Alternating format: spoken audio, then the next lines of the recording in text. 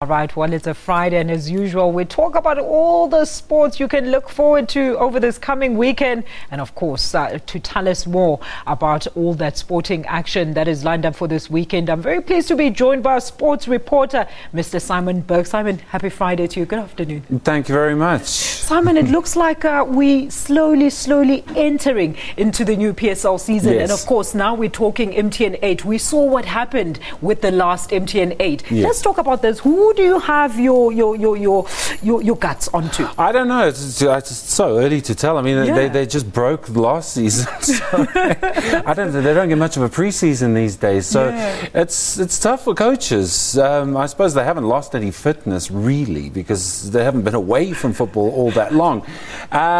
It's going to be an interesting clash tonight. Bidvest Stadium. Bidvest Wits defending champions, the defending cup champions as well. They won the MTN 8 last year.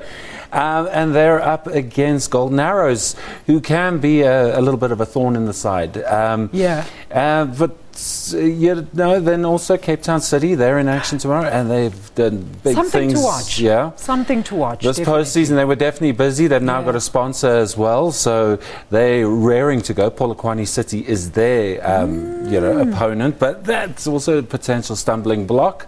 And then the glamour fixture on Saturday night, Kaizer Chiefs versus SuperSport United.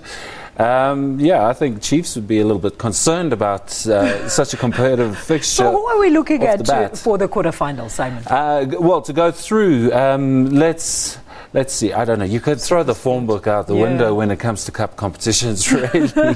But it's not always done by the rules. Bidvest should be able to pick up where they left off. Cape Town City likewise. Chiefs, I think they're going to stumble against SuperSport. So let's put SuperSport in the semis, and then it's Sundowns versus Maritzburg, and Sundowns, well, they could put out their third team, and they're still an amazing team. So that's where we stand. But Simon, let's talk about this. I mean, I know that Pirates didn't make the top 8, and we know that right in the middle of a season where they're supposed to be, rebuffering the structure of the whole team, and now they've lost a coach. I mean, how are they going to go into this new season with the new coach? If I was to sit here and try to explain what happens to Pirates coaches, what happens to Pirates and Chiefs coaches, I'd be here forever, and we still wouldn't have an answer. I think everyone has their opinion of what happens to Pirates coaches, but we're going to leave it at that. There's a new guy at the helm, Dojovic, and perhaps he can do something, or will he be allowed? Will he be afforded the right to do something? Because I don't know if we can be too damning on Shell Jonafret. We didn't see much of him. That's all I'm going to say. Look at what they did to Eric Tinkler, and then he goes and he turns around the fortunes of City there. Absolutely. But let's move on from that. I mean, I heard a disturbing, of course, announcement from Bafana coach this week. He says, the Chan Championship is not really important. It wastes the resources, and he's taking a depleted team to Zambia. I mean, he should be focusing on the World Cup. Do you think these assertions are right, though, Simon? Yeah, absolutely. Chan is just, I don't know where that comes from. It is so convoluted, it is so long, it is so overreaching over every part of the continent. But is it mandatory for South Africa to be part No, of it's this not competition? mandatory. I mean, yes, you want to. That's why I don't know why there's such a hullabaloo about this tournament, because I think really it's just an opportunity to let third stringers, have a bite at international competition. That's all it really is. Don't take it too seriously. But obviously, it is a national team pursuit, and this coach does get he gets judged on all of it. Yeah, so he's damned if he does, damned if he doesn't. I would say let this go.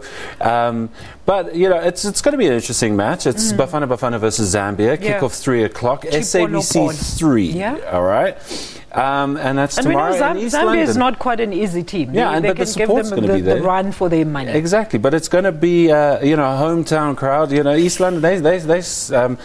They pull in for the matches, so we'll see what happens. 3-1 defeat to South Africa a while back by Chipolopolo. But let's talk athletics now, Simon. Moving on, of course. First, I mean, before we get to the nitty-gritty details, talk to us about some of the developments there with Wade and the shocks. Bolt not even claiming, a gracious outbid out of the competition. Bolt did but he's run his course, and he admits that. Wade, on the other hand, Wade did have a little bit of a breakdown yesterday. I think he was very taken taken aback by what Isaac Makwala said, regarding how they handled his own 400 participation and what happened in the end, and how he said maybe the IAAF is protecting a good story. What was the story there, Simon? Yeah, it's just, it's unnecessary comments, and I think Wade is still at that part of his career where he's not so cynical. He takes these things to heart, and you clearly saw a very emotional Wade after he got the silver in the 200 meters. He really does put everything in, and right now he's at the purest stage of his career where he just really gets on with things. He's not savvy in terms of wanting to, evade things and be otherwise in front of the media. He gives his all. Yeah. So when somebody says stuff like that, yes, Makwala was treated terribly by the IAAF, and he did have a case, and everybody supported him. But then when he goes out and starts blaming other people and alluding to the fact that perhaps the IAAF was working in Wade's favor, that's not on. And you could see how the toll it takes on an athlete. And also the team dynamics as well. I mean, Simon, that is also brought into question. Yeah, well, I mean, we thought it was going to be a lovely story, the Southern African region, taking on the world, because Botswana's got some incredible talent, likewise South Africa. But clearly there's now a definite rift, between Botswana and South Africa. Hopefully that won't persist, because, we want to see more of our neighbors also excelling as we do as well. And I mean, it's come as a bolt out of the blue, so to speak. A bolt's left, and suddenly we're now in the driving seat when it comes to athletics. And long may it last. I mean, third on the medals table, that is no mean feat. All right. Well, Simon, let's. But we got Caster to look up. Well, we do. Yes. She is competing later on this evening. Yeah, she's going to be in the semi-finals of the 800 meters. Her and also Gina Lofstrand, who's going to be at 5 to 9. So I don't think she'll get further, but this is definitely Caster's race. Absolutely. This is the 800 meters. She got a bronze in the 1500. And Simon, just on the sideline, I know that there was a revisit of Caster's case. Do we know if any conclusion has been reached? That's noise. That's noise outside of what an athlete can do. This is stuff that she cannot possibly hope to respond or hope to control. She's just got to go out there and keep winning, do what she does. That's it. I mean, she's got a tough life. I mean, they always ask questions of her. The amount of strength she has, just from an emotional standpoint, it does, She must use that to go and get us more goals. Let's look at the Currie Cup now, Simon. What can you tell us about that? I mean, all eyes on that after the Lions' sad defeat. I mean, that match was really even sore to look at. That's so well. Yeah, so Super Rugby out the window all of a sudden, and then we go to the Currie Cup, and yes, it does exist, the Currie Cup, and it is in round 4 as well. So, and there's a lot to look forward to. The Golden Lions versus the Sharks. There's a good match. Although the Sharks are second on the log and the Lions are 5th. Western Province versus Blue Bulls. There we go. North versus South rivalry. Although Western Province 6th on the standings, not doing great at all. And then the Cheetahs, top of the pile, and they're playing the Griquas.